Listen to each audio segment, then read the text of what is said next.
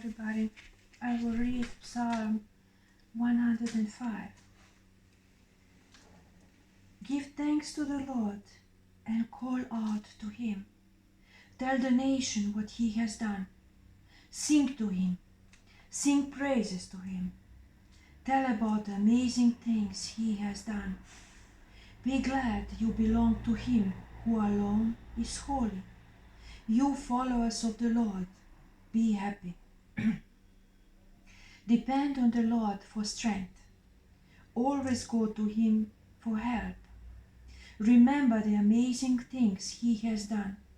Remember his miracles and his fair decisions. You belong to the family of his servant, Abraham. You are descendants of Jacob, the people God chose. The Lord is our God. He rules the whole world. He will remember his agreement forever. He will always keep the promises he made to his people. He will keep the agreement he made with Abraham and the promise he made to Isaac. He gave it as a law to Jacob. He gave it to Israel as an agreement that will last forever. He said, I will give you the land of Canaan. It will be your very own. At the time God said this, there were only a few of his people, and there were foreigners there. They traveled around from nation to nation, from one kingdom to another, but the Lord did not let anyone mistreat them. He warned kings not to harm them. He said, Don't hurt my chosen people, don't harm my prophets. He caused a famine in that country, and people did not have enough food. But he sent a man named Joseph to go ahead of them.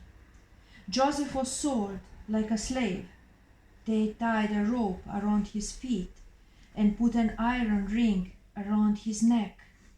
Joseph was a slave until what he said had really happened. The Lord's message proved that Joseph was right. So the king of Egypt set him free. That nation's leader led him out of jail.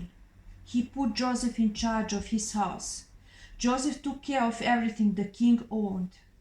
Joseph gave instruction to the other leaders. He taught the older men. Then Israel came to Egypt. Jacob lived there in Ham's country. Jacob's family became very large and more powerful than their enemies.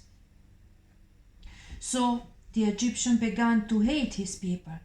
They made plans against his servants. So the Lord sent Moses, his servant, and Aaron, his chosen priest. He used Moses and Aaron to do many miracles in Ham's country.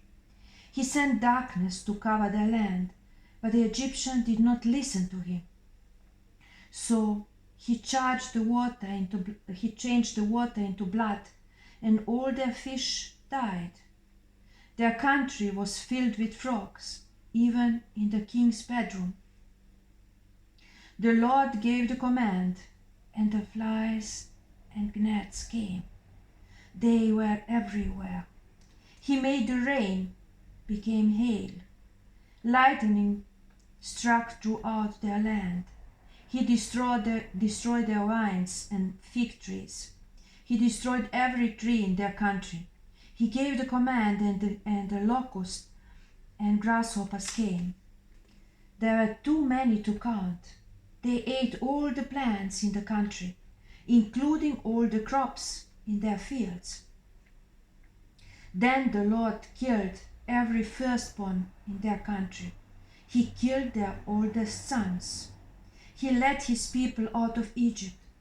They were carrying gold and silver, and none of them stumbled or fell behind. Egypt was happy to see his people go, because they were afraid of them. The Lord spread out his cloud like a blanket. He used his column of fire to give his people light at night. They asked for food, and he sent them quail. He also gave them plenty of bread from heaven. He split the rock, and water came bubbling out. A river began flowing in a desert.